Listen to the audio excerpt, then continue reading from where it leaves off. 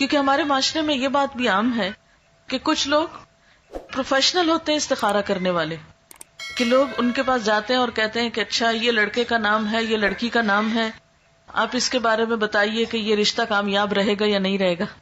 اب آپ دیکھیے کہ ایک تیسرے شخص کو کہاں سے پتا چل گیا، اس کے پاس کون سا سورس ہے یہ جاننے کا کہ اس نے کل کے فیوچر میں جھانک کے دیکھ لیا آج یہ رشتہ کامیاب ہوگا یا نہیں ہوگا. ایسی چیزیں بھی انسان کے لیے توہمات کے دروازے کھولتی ہیں اور اس کے لیے پریشانیوں کا سبب بنتی ہیں، اور ایسی چیزوں پر بھی یقین نہیں کرنا چاہیے کیونکہ اللہ کے سوا غیب کا علم کسی کو نہیں. اچھا، پھر بعض لوگ یہ کہتے ہیں کہ کسی اور کو کہتے ہیں کہ تم میرے لیے استخارہ کر کے دو. اب آپ دیکھیے استخارے کی دعا میں لکھا ہے یا اللہ اگر یہ بات میرے لیے اچھی ہے تو کر دے. اب اگر کوئی آپ کے لیے استخارہ کر رہا ہے تو وہ کیا پڑھے گا کہ میرے لیے اچھی ہے تو کر دے، یا زیادہ زیادہ یہ کہے گا یا اللہ اس کے لیے اگر اچھی ہے تو کر دے.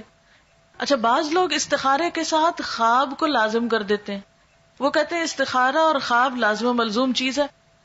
اکثر لوگوں کو کہا جاتا ہے استخارہ کر لیں تو پھر وہ کہتے ہیں اتنے دن استخارہ کیا ہمیں تو کوئی خواب نہیں آیا ابھی تک. ہمیں بہت سے لوگ اس پہ پریشان ہوتے رہتے ہیں، ہمیں نہیں سمجھ آتی، کوئی خواب نہیں آیا ابھی تک ہمیں. یاد رکھیے کہ قرآن اور سنت کی روشنی میں استخارے کے لیے خواب کا آنا کوئی ضروری نہیں ہے.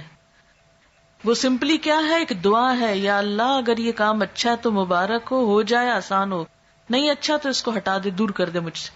اگر آپ کی دعا قبول ہو گئی تو اس کام میں اگر بہتری ہوئی تو ہو جائے گا، اور اگر ہو گیا تو وہ مبارک ثابت ہو گیا، اور اگر بہتری نہیں تو وہ بات بننے ہی نہیں پائے گی. تو استخارہ نہ تو نکالا جاتا ہے اور نہ ہی نکلوایا جاتا ہے، استخارہ تو کیا جاتا ہے. اور استخارے کا مطلب کیا ہوتا ہے؟ خیر کی دعا مانگنا.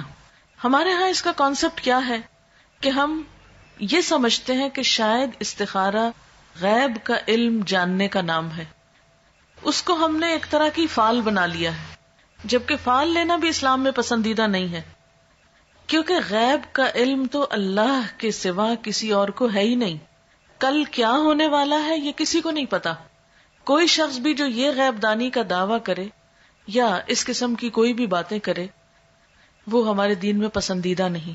اسی لیے ہمیں کسی نجومی کے پاس جانے سے منع کیا ہے، ہاتھ دکھانے سے منع کیا ہے، چھپی باتیں معلوم کرانے سے اور ذائچے بنوانے سے منع کیا گیا ہے، کیونکہ یہ ساری چیزیں انسان کے لیے نقصان دہ ہوتی. انسان توہمات کا شکار ہو جاتا ہے، انسان کوئی ڈیسیژن نہیں لے پاتا. اسی لیے ہمارے دین میں ایسی کوئی چیز نہیں کہ کالی بلی آگے نظر آ گئی راستے میں تو یہ منحوس ہے، یا کوا بول پڑا تو کوئی آ جائے گا، یا جوتی الٹ گئی تو کچھ ہو جائے گا. یہ چھوٹی چھوٹی چیزیں جو ہمارے معاشرے میں ہر کلچر میں کچھ نہ کچھ ایسی باتیں عام ہوتی ہیں کہ صبح سویرے اگر فلاں شخص سے ملاقات ہو گئی تو یہ میرے لیے اچھا نہیں.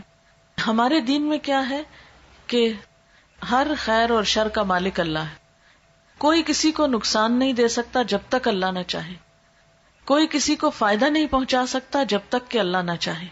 اس لیے ایک مومن جو ہوتا ہے وہ لوکانیات پہ، یعنی کاش یہ ہوتا، کاش وہ ہوتا، وہ اس پر اعتماد نہیں کرتا، اور نہ اس کی زندگی میں کاش ہوتا ہے. اور بہت زیادہ کاش کہنے سے بھی منع کیا گیا ہے کیونکہ یہ شیطان کا دروازہ کھول دیتا ہے. یعنی شیطان کو انسان کے دل میں وسوسے ڈالنے کا موقع مل جاتا ہے، انسان کے دلوں میں حسرتیں پیدا کرتا ہے. اب بعض اوقات ایسا ہوتا ہے نا کہ کوئی عزیز رشتہ دار گھر سے نکلتا ہے، اچانک کوئی ایکسیڈنٹ ہو جاتا ہے تو عموماً لوگ کہتے ہیں کاش آج وہ جاتا ہی نہ، کاش وہ آج ایسا نہ کرتا تو ایسا نہ ہوتا. تو بات یہ ہے کہ کاش کی وجہ سے کوئی چیز ٹلتی نہیں. تقدیر کے اوپر ایمان ضروری ہے، اور تقدیر پر ایمان لانے والا مطمئن ہو جاتا ہے، پرسکون ہو جاتا ہے، خوش رہتا ہے. کیونکہ اگر ہم تقدیر پر ایمان نہیں بھی رکھتے تو بھی آپ دیکھیں کہ اللہ کے فیصلوں کو ہم ٹال نہیں سکتے، ہم اس میں تبدیلی نہیں کر سکتے. اس لیے استخارہ غیب جاننے کا ذریعہ نہیں ہوتا. اس کا مسنون طریقہ کیا ہے؟ استخارہ کس طرح کرنا چاہیے؟ استخارہ زندگی میں جب بھی انسان کو کوئی اہم کام پیش آئے، کوئی اہم معاملہ سامنے آئے، تو اس موقع پر انسان کو 2 نفل پڑھ کر دعا مانگنی چاہیے. 2 نفل اس بات کے، اور وہ مسنون دعا کیا ہے؟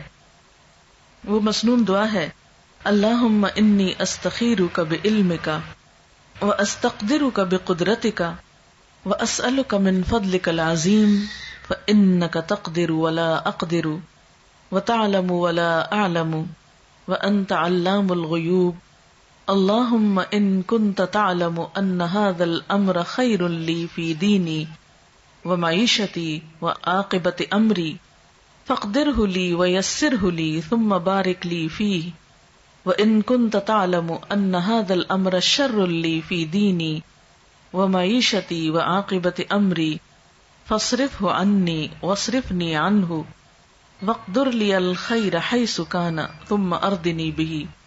یہ ہے مسنون دعا. اس کے بارے میں حدیث پاک میں آتا ہے، حضرت جابر رضی اللہ تعالی عنہ کا بیان ہے کہ نبی صلی اللہ علیہ وسلم جس طرح ہمیں قرآن پڑھایا کرتے تھے اسی طرح ہر کام میں استخارہ کرنے کی بھی تعلیم دیتے تھے. فرماتے جب تم میں سے کوئی کسی اہم معاملے میں فکر مند ہو تو 2 رکعت نفل پڑھے اور پھر یہ دعا پڑھے.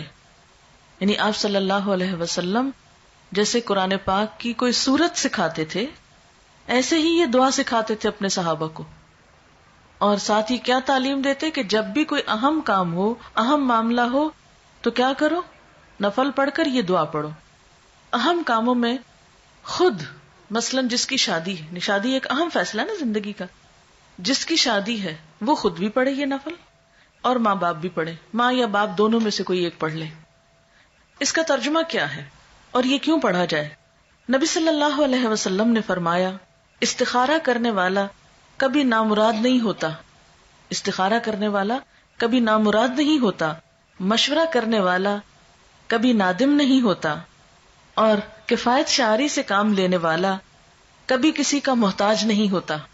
یعنی جو شخص مشورہ کرتا ہے اس کو پھر شرمندگی نہیں ہوتی، اور جو شخص بچت سے کام لیتا ہے پھر وہ کسی کا محتاج نہیں ہوتا، کیونکہ وہ اپنی ضرورت کے وقت کے لیے پہلے سے ہی تیاری کر کے رکھتا ہے. اور اللہ تعالیٰ سے استخارہ کرنا یعنی ایک طرح سے مشورہ کرنا بھی ہے اور خیر کی دعا مانگنا بھی ہے. یہ انسان کے لیے ایک سعادت کی بات ہے کہ وہ کسی اہم معاملے میں اپنے رب سے مشورہ کر رہا ہے اور پھر اس کے فیصلے پر راضی ہے. اور آپ جانتے ہیں کہ تقدیر پر راضی ہونا جو ہے، تقدیر پر راضی ہونا یہ ایمان کا حصہ ہے. جب ہم استخارہ کرتے ہیں اور اس کی دعا پڑھتے ہیں تو اس کا مطلب کیا ہے؟ دعا کا ترجمے سے ہی آپ کو پتہ چل جائے گا.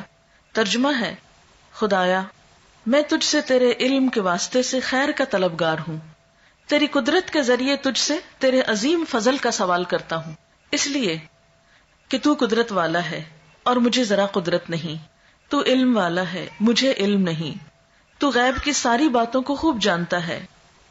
خدایا اگر تیرے علم میں یہ کام میرے لیے بہتر ہے میری دین اور دنیا کے لحاظ سے اور انجام کے لحاظ سے تو میرے لیے اسے مقدر کر دے. یعنی جب کسی بھی کام کے لیے ہم استخارہ کریں تو اس کو ذہن میں رکھنا چاہیے کہ اگر یہ چیز میرے دنیا اور آخرت کے لحاظ سے اچھا ہے تو اس کو میرے لیے مقدر کر دے، یعنی میری قسمت میں کر دے، میرے لیے اس کو آسان کر دے، میرے لیے اس کو مبارک بنا دے.